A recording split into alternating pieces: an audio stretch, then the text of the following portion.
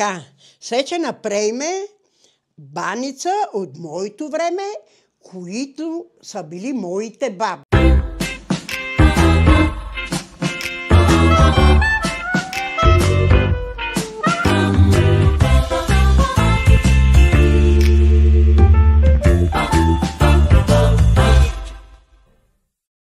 Баби. И тя ме са учили да точа. Като взема да точа, най-напред слагаме брашницето.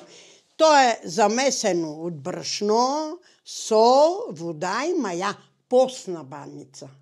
И баба не е учила, като почнеме да намажем точилката с брашно и да кажем: айде Боже, помагай, с Бога напред. И вземе да точиме лекичко, лекичко. Ето така. Като вземе да лепне, слагаме брашнице. Ето, обръщаме я тука. Готово. Моята баба се казваше баба Яна и мене ме са кръстили на нея баба Яна. Яна. Моята баба беше баба Яна.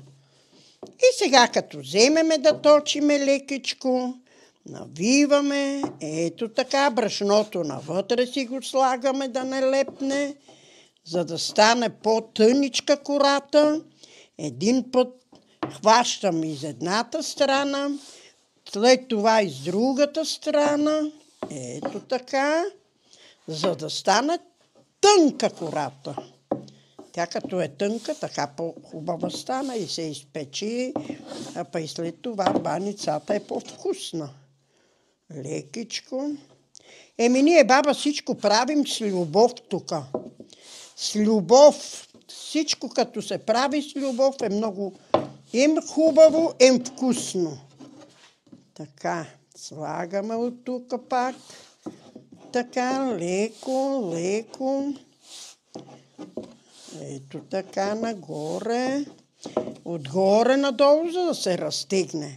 За да не е така дълга, един път хващаме из едната страна. Ето така. И я обръщаме. Леко. И отгоре надолу. И вижка става кръгличка. Айде се пак и с другата страна. То за това всичко е вкусно на баба. От и баба всичко с любов прави. Им с любов, им с мерак. Има ли човек мерак, всичко се постигне. Обръщаме я пак. Ето така. Леко.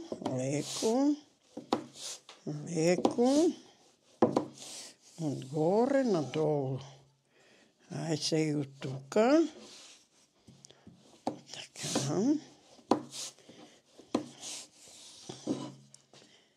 Айде от горната страна. Така забавляваме тук и туристите, гостите. Ние много искаме така да си запазим специално на нашата къща тук, като ние селски туризъм, да си запазиме тук на времето, бабите ни са учили, сме точили, се предаваме на младите, на младото поколение. Некога ние като си заминеме от този свят, младите продължават нашите традиции. Ето така, лекичко. Айде от тука. Така. Оливце. След това на бавничко да се пече. И като сие всичко с мерак, става идеално. Ето това е последната коричка на баницата. Зависи си вече колко е голема тепцийката. Ето сега тук така леко. С ножчето режеме на две. Слагаме оливо. Ето така. Помъничко. Постна баница. Сега и ние в момента вече младите правят с сирене, с майонизи, но след това си е баница от нашето време, от нашите баби. Ето така. Лекичко тук малко, за да не стане. И хващаме отгоре.